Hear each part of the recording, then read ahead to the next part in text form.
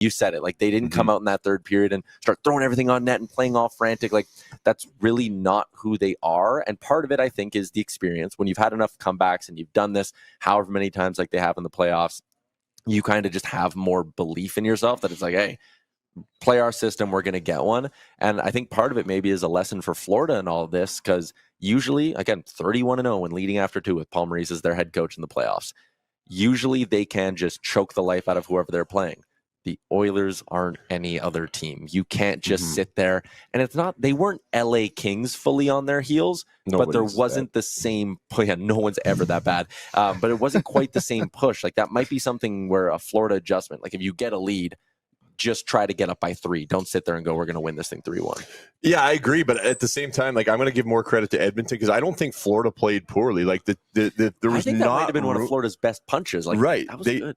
But they don't have to try to go score. Obviously, if the chances come, that's great. But I don't think like they were sitting back. I thought, just watching the game, for a game where there wasn't like a ton of crazy scoring chances because there was just no room out there, it was still extremely entertaining because every single guy on the ice was working so hard just to get anything. There was just no ice available. And so Florida was doing a good job with that. Again, you just get the game breakers, like that tying goal that we just broke down with McDavid, just that step to the net and then the crazy pass.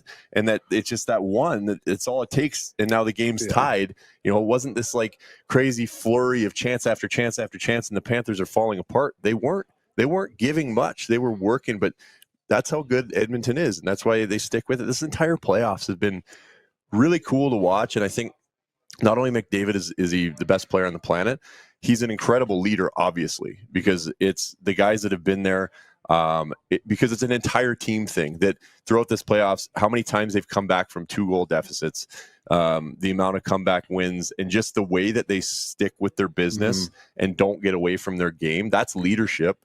That comes from McDavid, from Draisaitl, from Corey Perry, all the way down. But it's a full team thing because there's not – everybody plays that same way. Everybody sticks to what they're doing. Nobody gets flustered. Nobody goes out there and takes a dumb penalty, starts running around, starts getting away from their game. They all stick to what they're doing because they trust that the way they play, and they trust that it's going to get the job done at the end. And that's a credit to Connor McDavid and the other leaders all the way down, and the guys who are on board following. I think it's a credit to the coaching staff and the coaches, as well, of course, yes. In the sense of your ultimate leader. Yeah, like you look at Corey Perry yesterday.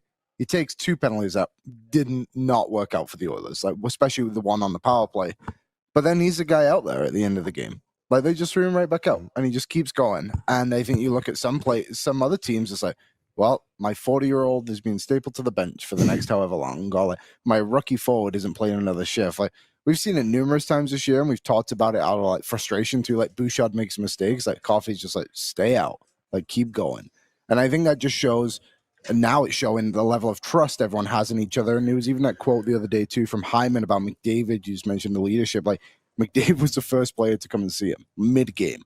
Comes to see him and, like, recognizes, like, what has happened. It's like, I think it just shows, like, how tight this team is. And the people who know they need to be leaders and what they have to do are well aware of that. And it's really working out for them at the moment. But Florida had 2 shots in the third period yesterday. That's crazy. I'd love to know the last time they had 2 shots in a period. Never mind the third period, you know? Yeah, again, like... And they're good. They're like neck and neck with Edmonton as far as being a good third period team. I think it was like 25-7, maybe it's not that much, but Edmonton was like 26-7. They were almost exact goals for and against in the third period this playoff. So they're a good third period team. Yeah, Edmonton very easily could have won that game in regulation. Like there was an icing with like... What's up, Nation citizens? If you like that video, then you need to be subscribed to the Oilers Nation YouTube. Podcasts, live shows, exclusive interviews, and analysis.